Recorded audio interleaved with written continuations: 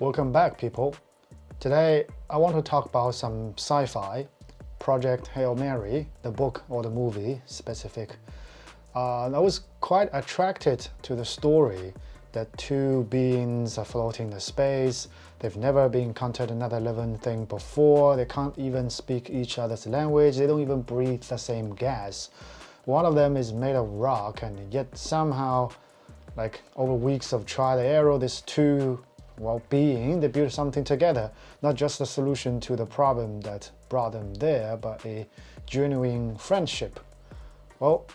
Anyway, managed to make that feel completely believable on the page, and now someone is trying to put you inside of it. In late 2026, a mixed reality game called Project Hail Mary, Journey Among the Stars, is coming to MetaQuest and the Pico 4. You will play as Dr. Ryland Grace, you will meet Rocky, and somewhere in that experience, you are supposed to feel what the book made millions of people feel. But here's my main question: can they actually pull that off? Because here's the thing. We've been trying to make virtual spaces feel emotionally real for quite a long time, over decades now, and we are still mostly failing on that. And I think understanding why we are failing is the most important thing to understand about why this game either matters enormously or just doesn't matter at all. Let me give you some foundation first. So Journey Among the Stars is an XR game developed by Maze Theory in partnership with Amazon MGM Studios. And what separates that from just another standard movie tie-in is that Andy Weir himself supposedly wrote an original story chapter specifically for that game. So it is just not the movie, but we are in it thing again. It's a genuine narrative extension of the world he created in the book and the movie. So from the early footage, as you can see on YouTube channels, you'll be inside a virtual cockpit, managing failing ship system, working in microgravity, and crucially, you'll be interacting with Rocky. So that last part is the thing that keep me coming back to think about it, because, well, everyone knows that Rocky is the whole game. If that relationship works, then everything works. If it doesn't, you just got another expensive, very expensive space screensaver. So let me ponder on a harder question. What does it actually take for a virtual space to feel emotionally alive? Because we've had plenty of time to figure that out in the past, and the honestly answer is that most of virtual worlds exist, it doesn't. So most of them just feel like walking through a very expensive rendering. Some are beautiful, some are mostly empty in the way that, like a hotel lobby, it's technically occupied but not inhabited. The most prominent example of this failure is Meta's Horizon Worlds, like we discussed in last video, which I got a link there. Meta spent billions of dollars building what they think or believed will be the defining social platform for the next decade, and it became a total failure. So there's a concept that we borrow from urban planning that I find quite useful here. When architects designed Brasília, Brazil's capital, built from scratch in the late 1950s, they created something technically, we say, magnificent, but like white boulevards, elegant government buildings, perfectly organized districts, etc., etc. It is a masterpiece, but on paper. But people in reality hated living there. They called it a city without a soul. And the reason, urban critics argued, was that Brasília was designed entirely from top down. Every element was placed so deliberately and looks like perfectly. Nothing was allowed to just grow. And when you prevent things from just happening or growing, you also prevent the organic accumulation of life. The texture of the place that people has been living in is just not there. In contrast, another good example, you may also know that, is the Kowloon city. The famous ungoverned settlement in Hong Kong that exists for decades before its demolition. There's no planning, there's no oversight, people just build on top of each other, into each other, around each other, in a way that is just almost every objectively measure to say a mess. But it was extraordinary alive. Every square meter had been negotiated, adapted, contexted, remembered.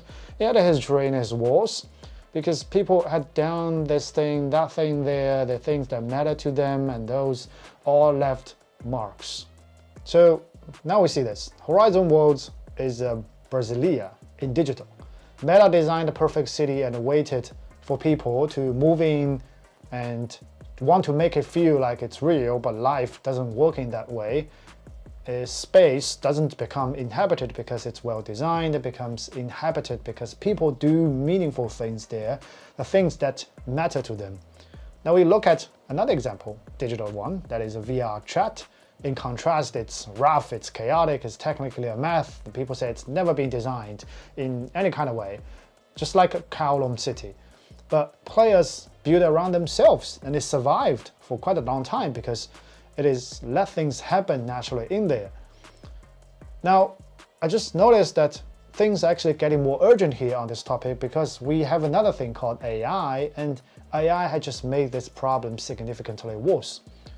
We're kind of at a point that if you think where you can generate a photorealistic virtual environment in seconds, like I discussed previously, it can be a convincing space station, can be some alien landscape, or be an entire world. The technical barrier of building a virtual space has just become so low, effectively collapsed, which means that we are about to be flooded very soon with a lot of beautiful empty Brasilias. Why? Well, AI can produce the architecture, no problem, but it cannot produce the history.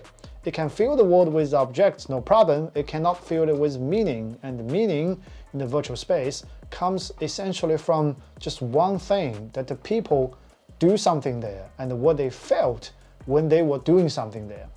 So overall, what does all of this to do with this Project Hail Mary XR game? Everything, as I see actually. Because what the novel or the movie gets exactly right and makes it so difficult to translate into an interactive format is that the relationship between Grace and Rocky, or you player and Rocky, isn't handed to you. It's being built piece by piece, byte by byte, through all kinds of constraints and misunderstandings, try, error, and effort. Well, in the traditional game, they don't have that. The emotional connection can be just usually handed to you in a cutscene. You click a button, friendship being built, connection being made. But in spatial computing, there's nothing like that. Empathy has to be built through high-frequency physical interaction, just like what we do in daily life.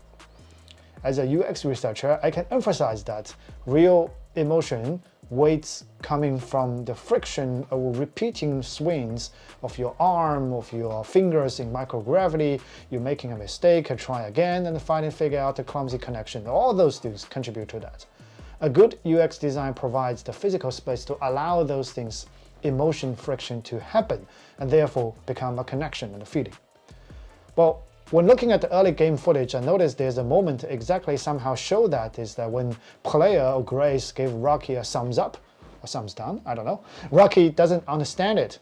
Well, that's a bit of genuine confusion, if that's a real thing. They are kind of working out then something else is, okay, let's try a fist bump through the barrier, and then they make them kind of understand each other.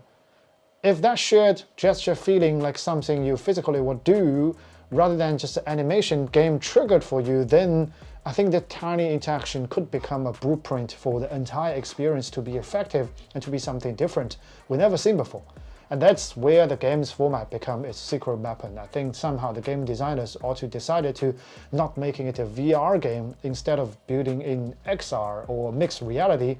It's just not a technical gimmick. Somehow I can guess that it's a solution or design choice to trying to tackle a relevant problem related to what we are talking about, how to make a space feel inhabited, well, through physically doing it.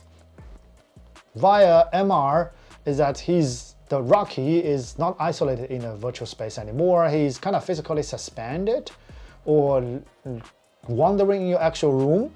This is blurring the physical boundary between your reality and Rocky's reality.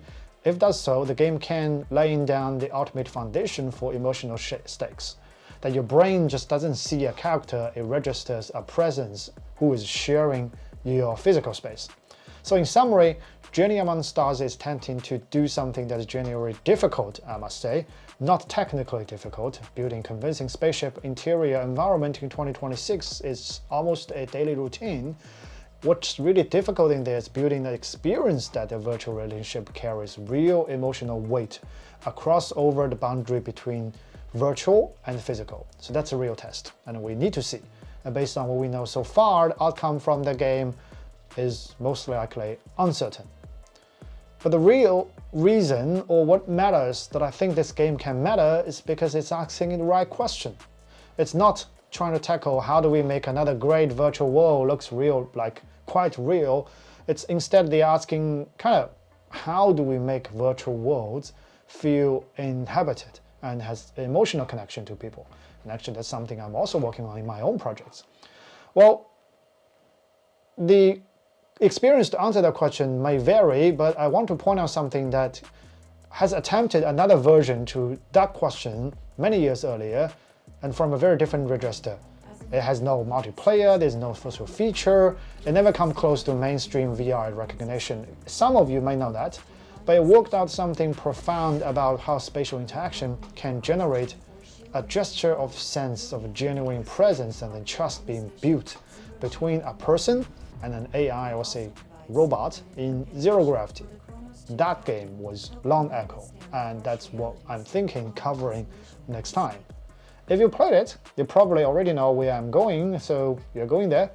But if you haven't, I highly think you will find it worth to take a detour and try the game yourself.